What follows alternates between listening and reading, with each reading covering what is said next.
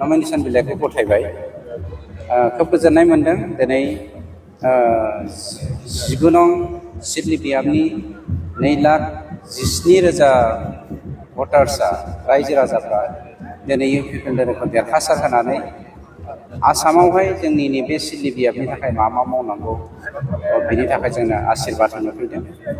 आं स्पेसियेलि नोंथांमोननि मिडियानि गेजेरजों नैबे सिडनी बियाबनि साफ्रोमबो रायजो राजाखौ 100% सान्थि जौगाथाय खौसेथि आरो हारिजों हारि दाङाबाजि आरो मा होनो धोरोमखौ लानानै दाङाबाजि गैयै मोनसे समाज दानायनि थाखाय खामानि मावलांनो दिनै जोंनि बे हालामनि रायजोफ्रा हिन्दु मुसलमान ख्रिस्टियान सिख बुद्धिस्ट गासैबो जोंखौ आशीर्बाद होगोन आं बेखौ आसा खालामो। बे राजखान्थिनि बे मोनसे सिस्टेम गासैबो दोलोआनो बेयाव बाहागो लागोन। नाथाय दिनै थांनाय काउन्सिल बिसायख'थियाव एनडिएजों थानायनि थाखाय इउपिपिएल दोलोखौ गुबुन गुबुन जाथि जनगोष्ठिया सैगारदोंमोन। दिनै एनडिएनिफ्राय ओंखारनाय लोगो लोगोनो इउपिपिएल दोलोखौ गासैबो धोरोमनि गासैबो समाजनि मानसियानो दिनै सापर्ट होनो फैगासिनो। 100% देरहानाया सियर जेननायनि थाखाय बे रावबो गेलेया, देरहानायनि थाखायसो गेलेयो। Thank you.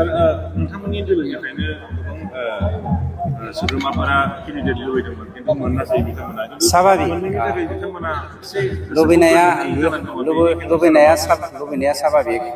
दिनैनि दिनाव इन्डियानि प्राइम मिनिस्टार सोर जानो लुबैया? साफ्रोमबो जानो लुबैयो।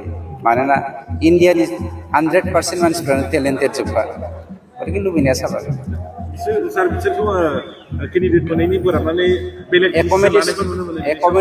एकोमोडेशना गुबुन गुबुन रोखोमनि थायो। मालाबा सोरबाया सेआव फैगोन, सोरबाया 3आव थागोन, सोरबा 2आव फैगोन, सोरबाया सेआव थांगोन। बे स्वाभाबिक, बे इसोरनि महिमाखा। साफ्रोमनोबो आलदा आलदा मोनसे नर्म्स होदों इसोरा जेरै नर्म्स होदों बिदिनो दावगालांनो। साफ्रोमबो मोननाय टिकेट मोननाय आरो बिजाथिफोरनिसिम आंनि गोरबोनिफ्राय शुभेच्छा थाबाय। जों साफ्रोमबो मोजाङै मोजां जौगालांनो हाथों, देरहाखांनायनि उनाव हालामनि खामानि मावनो हाथों। সব এবার ইউপিপিএল দলৰ তেনেকৈ প্ৰতিযোগিতা কাৰো লগত নহ'ব। আমাৰ বিটিচিৰ 35 লক্ষ জনসাধাৰণে ভাৰতীয় নাগৰিকে শান্তি সমন্বয় ঐক্যতাৰ স্বাৰ্থত কেৱল মাত্ৰ ইউপিপিএল দলকে অসমত 15টাই পঠিয়াই পেলাই অসমৰ 140টা জাতি জনগোষ্ঠীৰ শান্তিৰ কাৰণে অসমত কাম কৰিবলৈ আমাক পঠিয়াই দিবলৈ বিচাৰিছে। তাৰ কাৰণে নমিনেশ্যন ছাবমিশ্যন অলৰেডি দিয়া হ'ল। আমাৰ ভাল লাগিছে ৰাইজৰ যিটো মানে আগভাগ আৰু শুভেচ্ছা জ্ঞাপন কৰা, সেইবোৰৰ পৰাই গম পাইছোঁ আমাৰ লগত আৰু প্ৰতিযোগিতা নিশ্চয় নহ'ব।